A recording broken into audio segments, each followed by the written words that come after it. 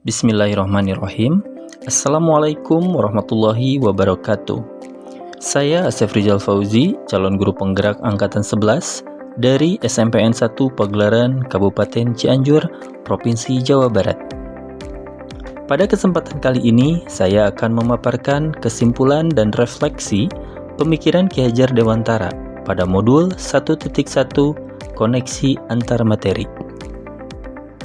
Menurut Ki Hajar Dewantara, pengajaran adalah proses pendidikan dalam memberi ilmu untuk kecakapan hidup anak secara lahir dan batin. Sedangkan pendidikan pada hakikatnya adalah menuntun atau memberi tuntunan terhadap segala kekuatan kodrat yang dimiliki anak, agar ia mencapai keselamatan dan kebahagiaan setinggi-tingginya, baik sebagai manusia maupun sebagai anggota masyarakat.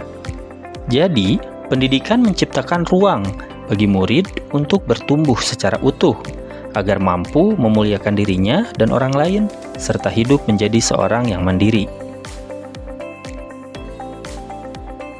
Sebelum mempelajari modul 1.1 tentang pemikiran Ki Hajar Dewantara, pembelajaran yang saya lakukan hanya sebatas transfer materi pelajaran saja.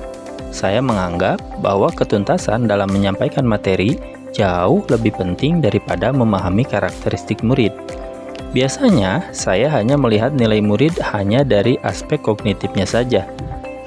Misalnya, ketika mereka sudah mampu mengerjakan soal, tugas, dan penilaian yang saya berikan, dan sudah mendapatkan nilai di atas KKM, saya menganggap bahwa mereka sudah berhasil dalam proses pembelajaran.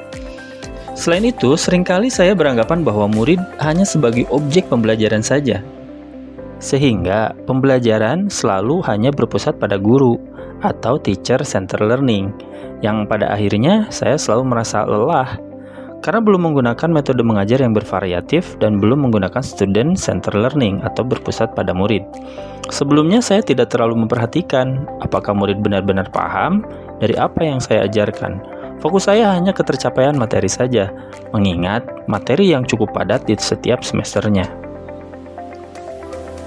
Namun, setelah saya mempelajari modul 1.1 tentang pemikiran Ki Hajar Dewantara, saya menyadari bahwa apa yang saya pikirkan dan apa yang saya lakukan selama ini ternyata tidak tepat.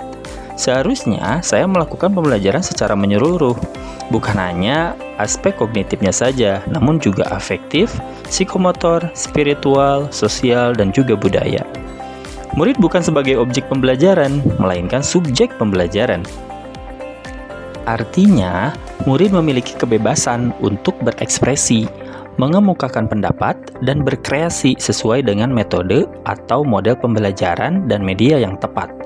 Guru seharusnya sebagai fasilitator dalam pembelajaran. Guru harus ikhlas, sabar, dan tulus agar pembelajaran menyenangkan dan berpusat pada murid. Saya juga harus mempelajari karakter murid. Saya harus menghargai karakter setiap murid dan memberikan kesempatan mereka untuk tumbuh sesuai dengan kodratnya. Hal-hal yang dapat segera saya terapkan dalam pembelajaran di kelas saya antara lain, merancang pembelajaran interaktif dan menyenangkan dengan melibatkan murid sesuai dengan metode student-centered learning atau pembelajaran berpusat pada anak. Berikutnya saya akan menerapkan pembelajaran abad 21 yang sesuai dengan pemikiran Ki Hajar Dewantara yang berpikir kritis, kreatif, komunikatif, dan kolaboratif. Pembelajaran tidak lagi menuntut, tapi menuntun, karena tugas guru adalah memberi tuntunan atau arahan yang baik kepada murid, berusaha menjadi teladan bagi murid, baik perkataan maupun perbuatan. Selanjutnya, saya juga harus mengenali karakter murid dengan menjalin komunikasi yang baik dengan mereka. Kesimpulannya, pendidikan adalah menuntun anak sesuai dengan minat dan bakatnya.